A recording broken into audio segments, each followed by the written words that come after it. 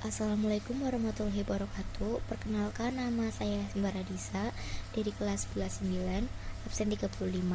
Saya akan menceritakan tentang biografi DI Panjaitan dan peran DI Panjaitan pada kemerdekaan Indonesia.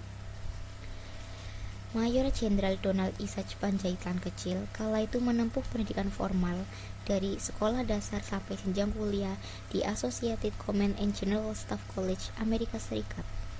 Setelah lulus dari sekolah menengah atas, DI Panjaitan kemudian memilih untuk masuk sebagai anggota militer.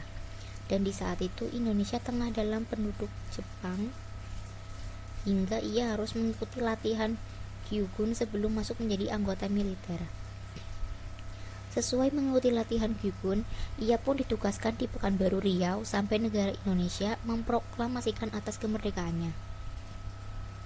Setelah kemerdekaan Indonesia, Maijen DI Panjaitan bersama dengan pemuda Indonesia lainnya sepakat untuk membentuk Tentara Keamanan Rakyat atau TKR yang saat ini dikenal sebagai Kepala Staf Umum No. 4 Komandemen Tentara di Sumatera, dan dia juga diangkat sebagai pimpinan dari pembekalan perjuangan PDRI dalam melakukan agresi kemiliteran kedua dalam melawan pasukan Belanda. Dan akhirnya Indonesia mendapat pengakuan dari Belanda atas kedaulatannya. Maijen DI Panjaitan sendiri akhirnya diangkat menjadi Kepala Staf Operasi Tentara dan Teritorium 1. Bukit Barisan di Medan, kemudian ia dipindahkan ke Palembang dan diangkat menjadi Kepala Staf dan T2 atau Sriwijaya. Setelah selesai mengikuti kursus kemiliteran ATC atau Milat pada tahun 1956, kemudian ia dipindahkan tugas di bagian ATC Kemiliteran RI di daerah Bonn, Jerman Barat. Setelah menyelesaikan tugasnya, ia lalu pulang ke Indonesia dan ditunjuk sebagai asisten keempat Panglima atau Menteri Angkatan Darat. Maijen DI Panjaitan tercatat juga sebagai salah satu perwira yang menimba ilmu di AS tentang General Staff College and Associated Command. Saat ia menjabat sebagai asisten keempat dari Panglima atau Menteri AD, banyak presentasi dan hasil yang ia capai.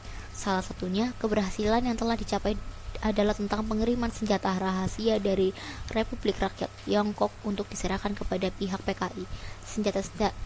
Senjata-senjata tersebut dipersiapkan dan dibutuhkan oleh PKI dalam upaya pemberontakan.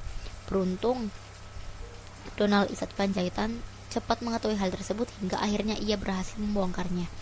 Namun sayangnya jabatan sebagai asisten menteri inilah yang terakhir diembannya.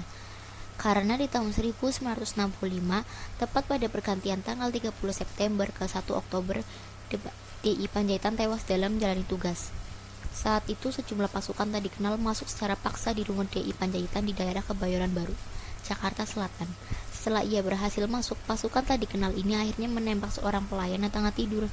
Lalu pasukan tak dikenal ini berteriak dengan lantang untuk menyuruh DI Panjaitan turun ke bawah. Ia akhirnya turun ke bawah dengan berseragam lengkap dengan topinya. Setelah itu, ia lebih memilih untuk berdoa kepada Yang Kuasa, Tuhan Yang Maha Esa.